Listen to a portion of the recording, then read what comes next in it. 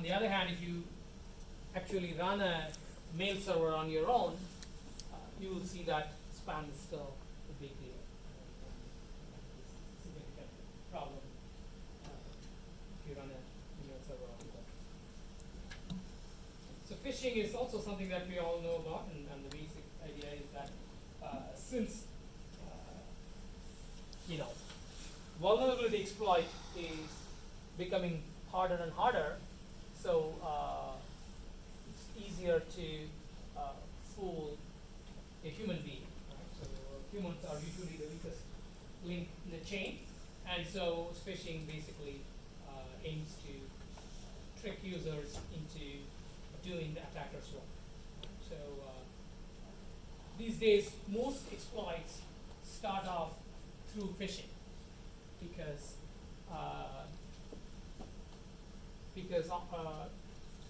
it's quite difficult to find a vulnerability that an attacker can remotely exploit. Okay, so there's a combination of factors. One of them is, well, people are better at patching their software and keeping the patches current. The second is that they are quite good about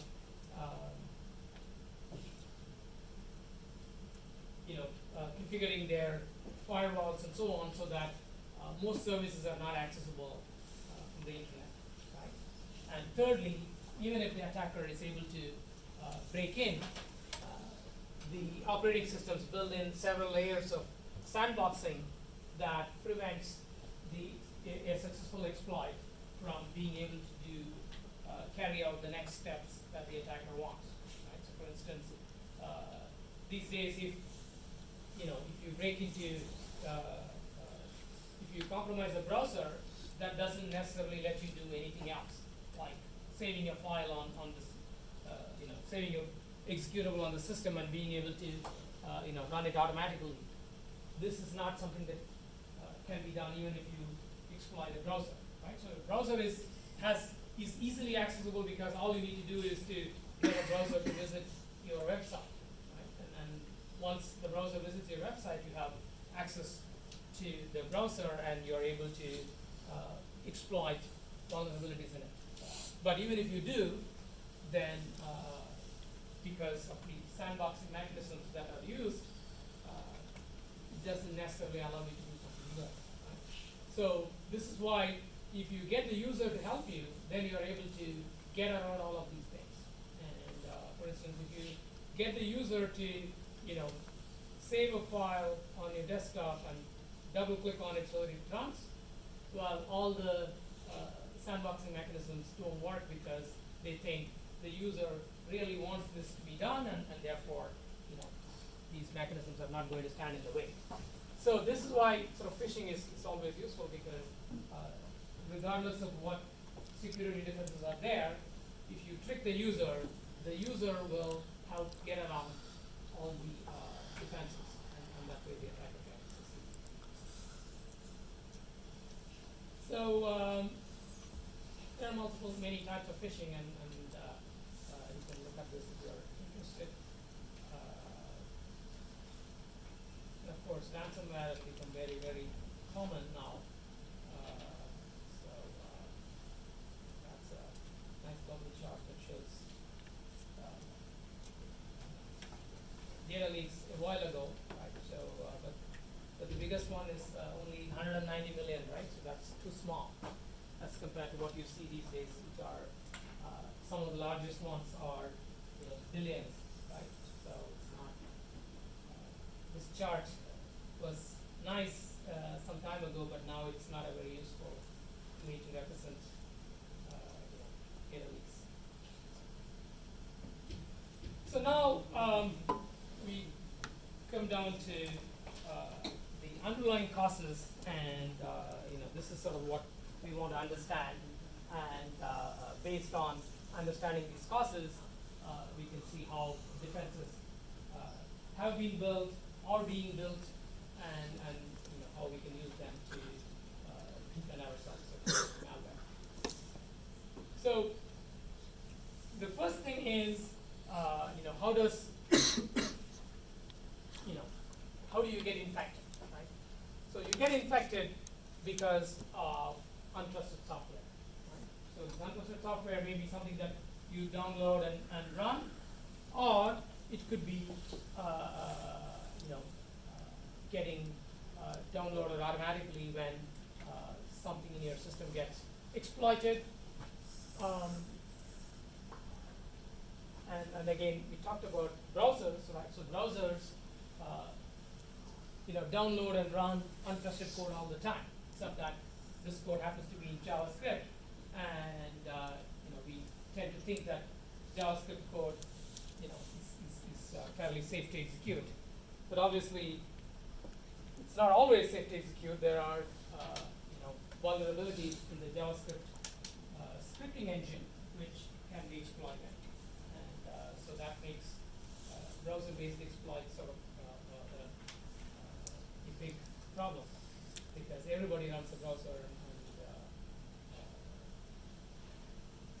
and so it becomes easy for the attacker to access these vulnerabilities if they are present.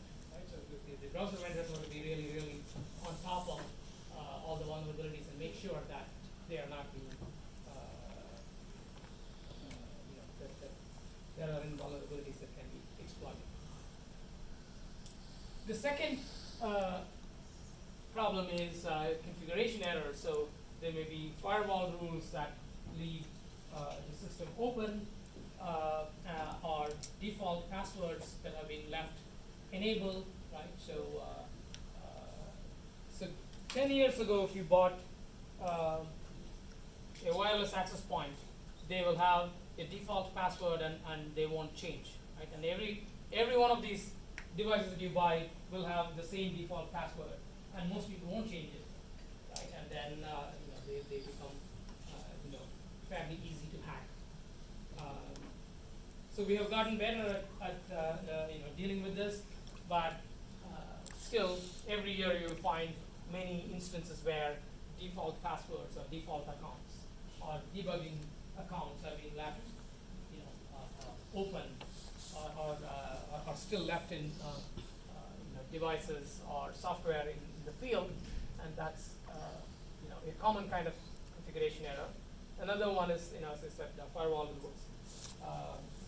Some of these errors come in because everybody is afraid of, a service call, right? So if you get a service call, or somebody complains that they can't get their job done, that's a serious issue, and people are afraid of that.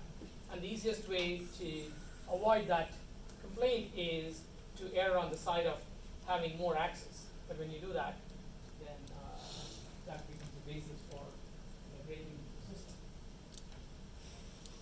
And human element, as I've said multiple times, humans are the weakest link. And when we talk about human element, there are three broad kinds. One is malicious insider, right? So it's someone who has access to do bad things, and then they install, say, malware. If the sysadmin installs malware, well, that's an insider attack, right? And then you have operator mistakes, right? So for instance, firewalls may be configured incorrectly because the operator makes a mistake. And social engineering is like phishing and so on. Some of the reasons. And then, of course, vulnerabilities in software, which is the topic that we have been talking about so far, right? So the rest of the course, right, we are not going to talk too much about this. We are going to talk more about the other threats. Again, maybe not so much about the human element, but the rest. So that's gives you a quick rundown of different types of malware and how systems get compromised and malware gets installed. Now, what I'm going to do for the next several minutes is to talk briefly about how malware, uh, uh, you know, the strategies used by malware to remain stealthy, right, so undetected. So there are two aspects to being stealthy, right? So one is that the malware author wants to make sure that when the malware is running on your system, you won't even notice. Right? So this is one aspect of stealth. The second aspect is that if you do find out that you are running malware and you identify that piece of software, it's even more important at that point for you not to understand what this malware does, right? Because that is much more important for the attacker, because if you can reverse engineer that malware, then you may be able to trace it back to who is responsible and also what all they have done in the past. Right? So you may be able to trace the actions of malware in the past and in the future.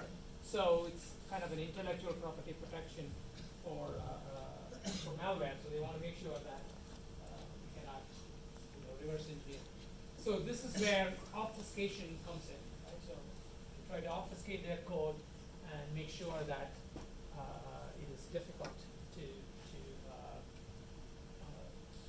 figure out exactly what it does. Okay? So of course, code obfuscation is something that has been used for protecting legitimate software, but most of the time it's users don't like it, so it's not something that's very widely used, right? And these days, the way you protect your intellectual property is by running it on a server and having a thin client, and therefore the user of your software doesn't even get to see or get to run your code, because everything is running on the cloud. And so it's not, I guess, intellectual property protection is not so much in legitimate code anymore, right? But it is definitely there in malware. So when we talk about obfuscation, there are two broad classes, or two broad goals. One is that the attacker wants to obfuscate the code so that if you use static analysis, meaning you look at the code, either using some tools or yourself, you look at the code. The goal is to make it difficult to understand exactly what is going on. Right? The second goal is, how do you obfuscate against dynamic analysis, where somebody runs your malware and monitors what it does. Right? So, for instance, what system calls does it make? What network sites does it connect to? Right? So these are things somebody can monitor without having to, do anything to your code. Right? They just can run the code and then use operating system utilities to monitor what some of these activities are. So the way these tools, the way malware defends against these classes of threats is quite different. Okay, so code obfuscation basically means you basically so one simple type of code obfuscation is you basically break up your code into small pieces and reorder it. So basically there is no, we are used to seeing a linear flow of code. If there is a lot of jumps all over the place, and then that makes it difficult to understand. Okay. So the other thing that they could do is that if you look at low-level binary code, they can put random data in the middle of the code, and if you try to disassemble and figure out what's going on, you might disassemble the data and then think there is the code does something, but in fact maybe data and all the code may be doing is jumping around. Okay. The code itself could be encrypted, right? So what can happen is that the malware decrypts at runtime and then executes, right? Instead of just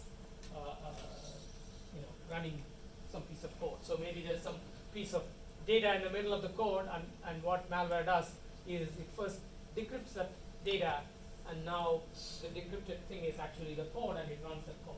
Right? So if you try to examine the code, all you see are some random bits, right? Because encrypted data looks like random data, and then you can't do too much with it.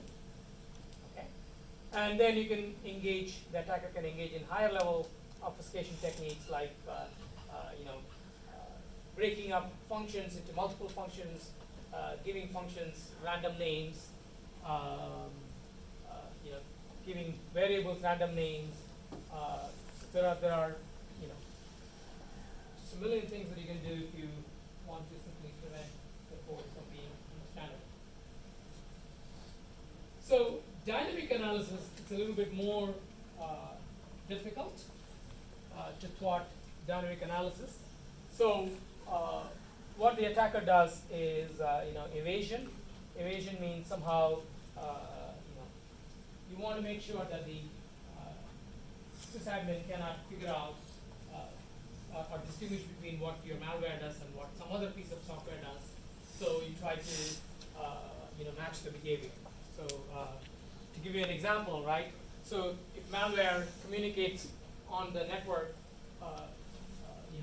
all the time, then you might notice that access, and then you may be able to pin it down to that malware. But if malware is monitoring your web access and always piggybacks its network access at the same time that you are doing making a network request to access your web page, well, then it becomes much harder to figure out what's going on. Right? So there are techniques like this to make this kind of dynamic analysis different. Okay, so let me stop here for a minute, and I